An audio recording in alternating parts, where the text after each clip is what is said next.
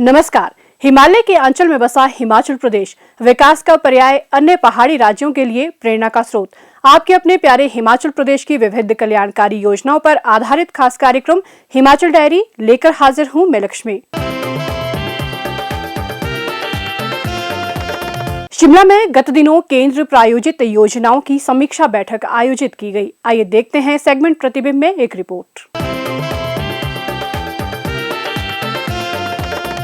गत दिनों शिमला में केंद्र द्वारा प्रायोजित योजनाओं की समीक्षा बैठक आयोजित की गई, जिसकी अध्यक्षता मुख्यमंत्री ठाकुर सुखविंदर सिंह सुक्खू ने की। बैठक में मुख्यमंत्री ने अधिकारियों को विभिन्न विभागों द्वारा क्रियान्वित की जा रही परियोजनाओं में तेजी लाने के निर्देश दिए, ताकि प्रदेश के लोग इनसे लाभान्वित हो सकें। प्रदेश के हितों को ध्यान में रखते हुए उन्होंने नई परियोजनाएं बनाने और इन्हें प्राथमिकता प्रदान करने के भी निर्देश दिए। मुख्यमंत्री ने समाज कल्याण, अन्य पिछड़ा वर्ग तथा जनजातीय एवं महिला कल्याण, प्रधानमंत्री ग्राम सड़क योजना और कृषि संबंधी केंद्र द्वारा प्रायोजित योजनाओं के क्रियान्वयन और उनकी प्रगति की समीक्षा की। मुख्यमंत्री ने लोगों को इन योजनाओं का अधिकतम लाभ सुनिश्चित करने के लिए इन्हें समयबद्ध पूर्ण करने की आवश्यकता पर बल दिया। उन्होंने कहा कि हमारी सरकार प्रदेशवासियों को घर द्वार के निकट सर्वोत्तम सुविधाएं उपलब्ध करवाने के लिए प्राथमिकता से कार्य कर रही है और अधिकारियों को लक्षित समुदायों के कल्याण के लिए सकारात्मक दृष्टिकोण के साथ कार्य करना चाहिए।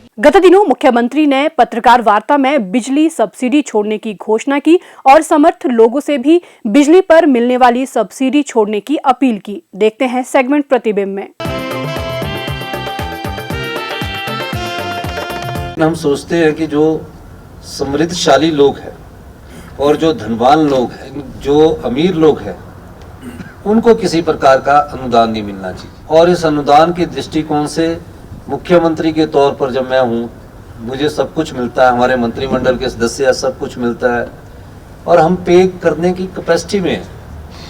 तो हमने ये कोशिश की है कि जो समृद्धशाली लोग हैं वो स्वेच्छा से भी अपनी जो बिजली का अनुदान है, जो बिजली की सब्सिडी है, उसका त्याग कर सकते हैं। तो सरकारी आवास है इसमें भी, और जो मेरा निजी आवास है और जो मेरा फ्लैट है, उसकी भी जो अनुदान हमें मिल रहा है बिजली का, उसकी स्वेच्छा से मैं चाहता हूं कि उस सब्सिडी को हम नहीं लें और सब्सिडी किसे दी जाए, उस अनुदान को किसको दिया जाए, जो गरीब है और जो इसका सही मायने में हकदार है। उसके लिए हमने फैसला किया है। मैं जनता से भी अपील करना चाहूँगा कि इस मौके पर हमने एक टोल फ्री नंबर दिया है। जो भी सामर्थ्य है, किस ऑप्शनल है, हम नहीं कह रहे, हम किसी पर इन्फोर्स नहीं कर रहे कि आपको छोड़नी पड़ेगी। हम ये कह रहे हैं कि आप अगर सामर्थ्य है, आपको भी समाज को देने का वक्त आया है।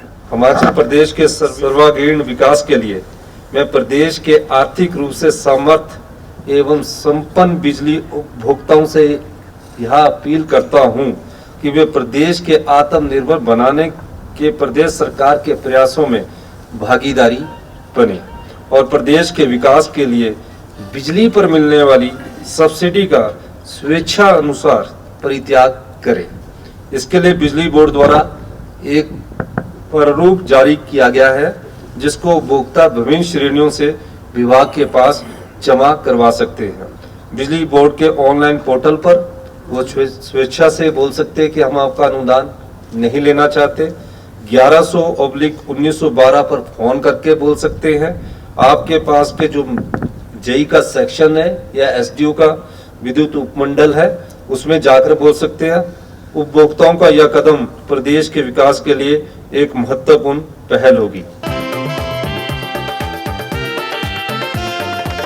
ओपीएस से कर्मचारियों को मिली आर्थिक सुरक्षा। हिमाचल के विकास में नए आयाम जोड़ने में कर्मचारियों के योगदान को मुख्यमंत्री ठाकुर सुखविंदर सिंह सुक्खू ने पहचाना। वर्तमान प्रदेश सरकार ने मंत्रिमंडल की पहली बैठक में ही 1,36,000 एनपीएस कर्मचारियों को दी ओपीएस की सौगात। इस सौगात को पाकर हर कर्मचारी को मिलेगा आर्थिक सुरक्षा और सम्मान का साथ। कर्मचारियों के कल्याण के लिए पग पग पर साथ है प्रदेश सरकार। सरकार के साथ को पाकर हर कर्मचारी की पूरी हो रही आस। पिछले दिनों शिमला में उच्च स्तरीय बैठक में करुणामूलक नीति की समीक्षा की गई। देखते हैं सेगमेंट प्रतिबिंब में एक रिपोर्ट।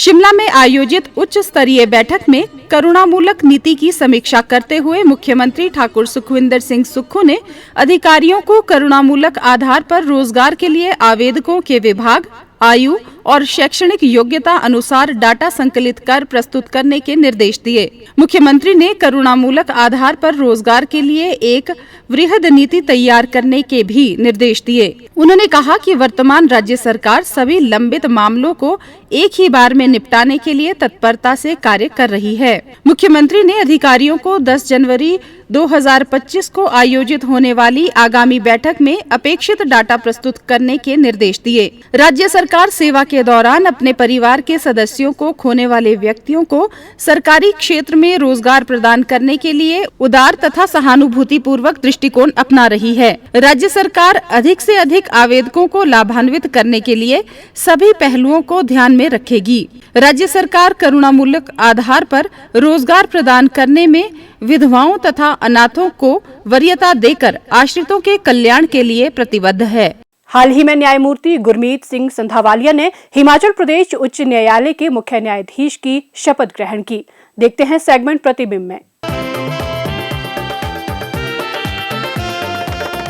गत दिनों न्यायमूर्ति गुरमीत सिंह संधावालिया ने राजभवन शिमला में आयोजित समारोह में हिमाचल प्रदेश उच्च न्यायालय के मुख्य न्यायाधीश के रूप में शपथ ली। राज्यपाल शिव प्रताप शुक्ल ने उन्हें पद की शपथ दिलाई। Gurmeet Singh Sandhawalia, having been appointed Chief Justice of the High Court of Himachal Pradesh, do swear in the name of God that I will bear true faith and allegiance to the Constitution of India, as by law established.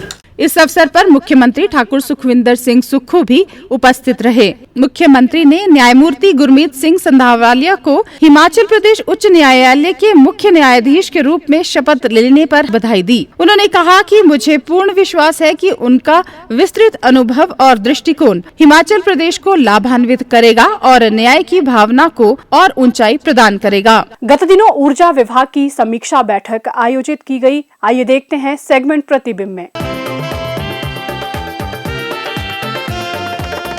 गत दिनों मुख्यमंत्री ठाकुर सुखविंदर सिंह सुक्खू ने ऊर्जा विभाग द्वारा कार्यान्वित की जा रही विभिन्न परियोजनाओं की प्रगति की समीक्षा की। उन्होंने कहा कि राज्य सरकार प्रदेश में अधिक से अधिक हरित ऊर्जा का दोहन करने के लिए तत्परता से कार्य कर रही है। उन्होंने कहा कि सोलन जिला के नालागढ़ में 1 मेगावाट क्षमता की ग्रीन हाइड्रोजन परियोजना निर्माणाधीन है तथा ऊना जिला के पेखूबेला में 32 मेगावाट की सौर ऊर्जा परियोजना का निर्माण रिकॉर्ड 6 माह में पूरा कर लिया गया है। ऊना जिला में 2 और ऐसी परियोजनाएं निर्माणाधीन हैं, जिन्हें शीघ्र ही जनता को समर्पित किया जाएगा। ठाकुर सुखविंदर सिंह सुक्खू ने कहा कि राज्य सरकार स्थानीय युवाओं को स्वरोजगार तथा रोजगार के अवसर प्रदान करने के लिए प्रदेश में जल ऊर्जा पर्यटन को बढ़ावा देने पर विचार कर रही है। आत्मनिर्भर प्रदेश के पथ पर अग्रसर हिमाचल। कार्यालयों के धक्के खाते बूढ़े कदमों को मिला अब विश्राम। सालों तक भूमि से जुड़े मामलों का अब त्वरित हो रहा समाधान। मुख्यमंत्री ठाकुर सुखविंदर सिंह सुक्खू की अभिनव पहल के आ रहे हैं सुखद परिणाम। प्रदेश में पहली बार किया गया विशेष इंतकाल अदालतों का आयोजन। तहसील और उप तहसील स्तर पर विशेष इंतकाल अदालतों का आयोजन कर 2,42,802 राजस्व मामलों का किया गया निपटारा। 2,09,334 इंतकाल, 11,416 तकसीम, 17,548 निशानदेही और 4,504 दुरुस्ती के मामलों का सफलतापूर्वक किया गया समाधान। प्रदेश सरकार स्वामित्व योजना के माध्यम से ग्रामीण क्षेत्र के लोगों को उनकी संपत्ति का अधिकार कर रही प्रदान। योजना के पहले चरण में 180 गाँव के 2,430 परिवारों को संपत्ति कार्ड प्रदान कर भूमि पर दिया गया कानूनी अधिकार। लंबे समय से लंबित पड़े राजस्व मामलों का समाधान होने से प्रदेश के लोगों को मिली बड़ी राहत। अब मनभावन हिमाचल में आपको दिखाते हैं कि कैसे रोपवे पर्यटन को दे रहे हैं नए आयाम। पहाड़ी राज्य हिमाचल में पर्यटन को नए आयाम देने में रोपवे महत्वपूर्ण भूमिका निभा रहे हैं। सुरक्षित और सार्वजनिक परिवहन में भी रोपवे संभावनाओं के नए द्वार खोल रहे हैं। जिला मंडी के पंडोह डैम के पास कैंची मोड़ से माता बगलामुखी मंदिर के लिए बना रोपवे इन दिनों लोगों में आकर्षण का केंद्र बन चुका है। हाल ही में मुख्यमंत्री ठाकुर सुखविंदर सिंह सुक्खू ने इसका विधिवत शुभारंभ किया। इसके बाद यहां रोजाना बड़ी संख्या में पर्यटक और स्थानीय लोग रोपवे राइड का आनंद लेने पहुंच रहे हैं। इससे क्षेत्र में पर्यटन को नए पंख लग गए हैं। लगभग 53 करोड़ 89 लाख रुपए की लागत से बना ये 800 मीटर लंबा रोपवे माता बगलामुखी मंदिर को पंडोह कैंची मोड़ पर सीधा चंडीगढ़ मनाली नेशनल हाईवे के साथ जोड़ता है। इससे पहले माता बगलामुखी मंदिर तक सड़क मार्ग से जाने के लिए 14 किलोमीटर का सफर तय करना पड़ता था। अब 800 मीटर के रोपवे से ये दूरी मात्र 4 मिनट में पूरी हो रही है। रोपवे बनने के बाद वृद्धजन भी अब माता के दरबार में शीश नवाने आ रहे हैं। मंडी के निवासी 84 वर्षीय बुजुर्ग श्री अश्वनी धवन ने बताया कि रोपवे बनने के बाद ही वे पहली बार माता के दरबार में आए हैं। रोपवे की सुविधा से अब यहाँ पहुँचना बेहद आसान हो गया है। पर आज तक मैं यहाँ नहीं आया था। आज मुझे इन बच्चों ने यहाँ लेके आए हैं और मुझे इतना अच्छा लगा है। और वो जो आप ये ट्रॉली बनी है ये भी बहुत सुविधाजनक है, क्योंकि मेरे जैसे तो चल नहीं सकते, आ नहीं सकते इतनी दूर से, पर इस ट्रॉली ने हमें यहाँ माता के चरणों में पहुँचा दिया। रोमांचकारी सफर का अनुभव लेने वाले मंडी के श्री मोनू और सपना ठाकुर ने बताया कि रोपवे का ये अनुभव उनके लिए अविस्मरणीय रहा है। इलाका है, खासकर यहाँ जो बगलामुखी मंदिर है, लोगों को बहुत दूर से घूम के जाना पड़ता था, लेकिन अभी बहुत शॉर्टकट में सिर्फ 2 मिनट लगता है मंदिर तक जाने के लिए। दर्शन के लिए भी आसानी हो गई और ख़ासकर जो यहाँ नेचर पार्क के बहुत खूबसूरत व्यूज़ है और यहाँ नीचे बोटिंग की सुविधा भी है। जो टूरिस्ट आ रहे हैं वहाँ उनके लिए बहुत ज़बरदस्त प्लेस है। बहुत अच्छा लगा सर, ऐसा लगा कि जैसे हेलीकॉप्टर में बैठे हैं। बहुत अच्छा लगा। हाँ, यहाँ का व्यू भी बहुत अच्छा है। यहाँ वाली साइड से भी और पार वाली साइड से भी बहुत अच्छा व्यू है और काफ़ी अच्छा लगा। अच्छा महसूस कर रहे हैं यहाँ आके। Ropeway and rapid transport system development corporation limited के रेजिडेंट मैनेजर ने बताया कि रोपवे पर यात्रियों से एक तरफा सफर के लिए 150 रुपए, जबकि 2 तरफा सफर के लिए 250 रुपए लिए जा रहे हैं। बच्चों के लिए एक तरफ का किराया 75 रुपए और 2 तरफा किराया 125 रुपए लिया जा रहा है। स्थानीय लोगों के लिए सरकार की तरफ से काफी रियायत दी गई है। माता बगलामुखी मंदिर के पास रहने वाले लोगों से एक तरफ का 30 रुपए जबकि 2 तरफा किराया 50 रुपए लिया जा रहा है। रोपवे की सुविधा सुबह 9 बजे से शाम 7 बजे तक लोगों को उपलब्ध रहती है। रोजाना 250 से अधिक लोग इस रोपवे से सफर का आनंद ले रहे हैं। ये देश का पहला रोपवे है जिसे नाबार्ड के तहत वित्त पोषित किया गया है। ये परियोजना रिकॉर्ड 32 महीनों में पूरी की गई है और इसका निर्माण यूरोपीय मानकों के अनुसार किया गया है। ये रोपवे स्थानीय लोगों के साथ साथ कुल्लू मनाली, कसौल, लाहौल स्पीति आने वाले पर्यटकों के लिए एक बड़ा आकर्षण बन रहा है। राज्य का ये एकमात्र रोपवे है जो जल निकाय यानी पंडोह डैम जलाशय के ऊपर से गुजरता है। इस रोपवे की यात्रा का आनंद उठाकर लोग क्षेत्र की मनोरम सुंदरता का आनंद ले रहे हैं। हिमाचल डायरी का ये अंक यहीं समाप्त होता है। अगले अंक में आपसे फिर होगी मुलाकात कुछ नवीनतम जानकारियों के साथ। तब तक के लिए दीजिए इजाजत। नमस्कार।